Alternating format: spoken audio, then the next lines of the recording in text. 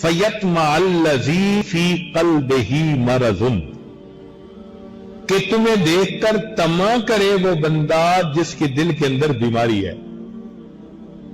اس کا مطلب یہ کہ قرآن سے ثابت ہو رہا ہے کہ جب غیر عورت کو دیکھ کر کسی کے دل میں طمع ہوتی ہے، شہوت اٹھتی ہے، تو یہ کیا چیز ہوتی ہے؟ فی قلبہ مرض۔ قرآن کہہ رہا ہے فَيَطْمَعَ الَّذِي فِي قَلْبِهِ مَرَضٌ۔ اب اگر ایک بندہ مسجد سے باہر نکلتا ہے اور اس کے لیے آنکھ کو کنٹرول کرنا مشکل، ادھر بھی عورت چلتی دیکھتا ہے ادھر بھی دیکھتا ہے، تو بھائی یہ تو کنفرمیشن ہو گئی کہ اندر روگ ہے۔ لوگوں کو ہم دھوکہ دے سکتے ہیں، رب کو تو دھوکہ نہیں دے سکتے۔ ہمارا رب تو جانتا ہے نا کہ یہ ادھر بھی دیکھتا ہے ادھر بھی دیکھتا ہے۔ تو جس کی نگاہ اس کے کنٹرول میں نہیں وہ پکا روحانی مریض ہے۔ ہوائی جہاز پہ سفر کرتے ہیں، ایئر ہوسٹس کو دیکھتے ہیں یا نہیں؟ بسوں پہ ویگنوں پہ سفر کرتے ہوئے مسافر عورتوں کی طرف دیکھتے ہیں یا نہیں؟ راستہ چلتے ہوئے ادھر ادھر دیکھتے ہیں یا نہیں؟ دکاندار صاحب آنے والی گاہک عورتوں کو دیکھتے ہیں یا نہیں؟ اگر نظر میں ہوس ہے اور نظر اٹھتی ہے پیچھا کرتی ہے تو یہ تو کنفرمیشن ہو گئی کہ روحانی بیماری موجود ہے۔ اب روحانی بیماری کی کنفرمیشن بھی ہو اور بندہ علاج نہ کروائے تو وہ تو قابل رحم انسان ہے۔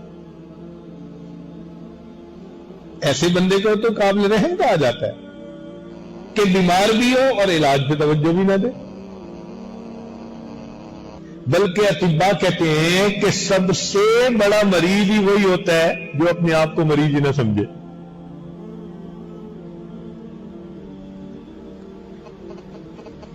چنانچہ جن لوگوں کو ہیپیٹائٹس سی ہوتی ہے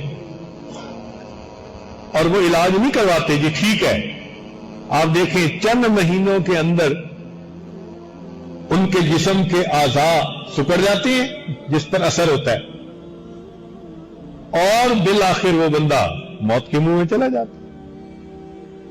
یہی روحانی بیماری کا علاج یعنی مثال ہے کہ جو سمجھتا ہے کہ میری آنکھ پاک نہیں اور پھر علاج نہیں کرواتا، اس کا مطلب یہ بے ایمان مرنے کے لیے تیار ہے۔ چنانچہ علماء نے لکھا ہے کہ بد نظری کے بڑے نقصانات ہیں، ان میں سے ایک بڑا نقصان یہ کہ موت کے وقت بندہ کلمے سے محروم ہو جاتا ہے۔ اکثر موت کے وقت جو کلمے سے محروم ہوتا ہے بد نظری کے گناہ کی وجہ سے۔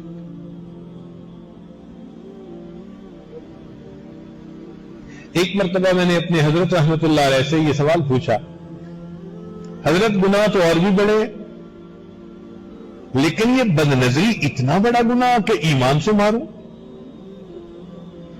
اور ذہن میں ایک دو واقعات بھی تھے۔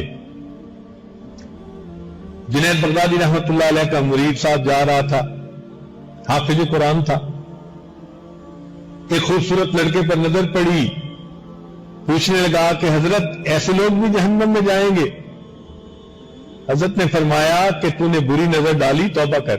نہیں میں نے تو ویسے ہی کہا ہے، مانا نہیں۔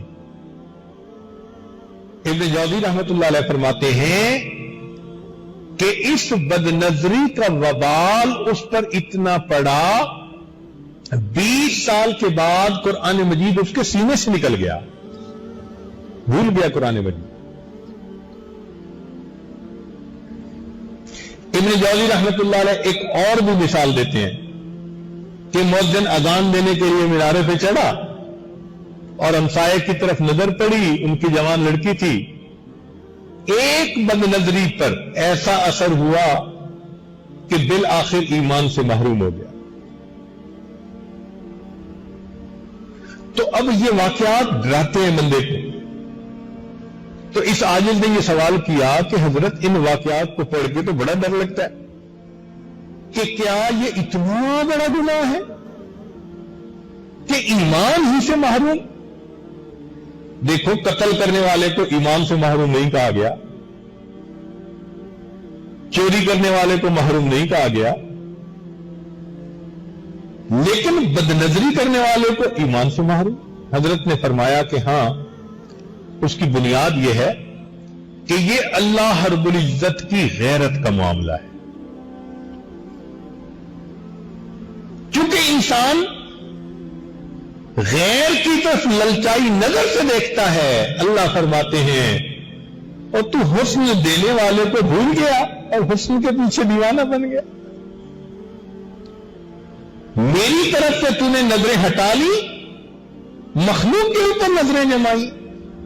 یہ جو غیرت ہوتی ہے نا, یہ برداشت نہیں کرتی. آپ دیکھیں بیوی سب کچھ برداشت کر جاتی ہے, لیکن مرد اگر کسی غیر کی طرف نظر اٹھا کے دیکھے بیوی کو برداشت نہیں. یہی اللہ رب العزت کا معاملہ ہے.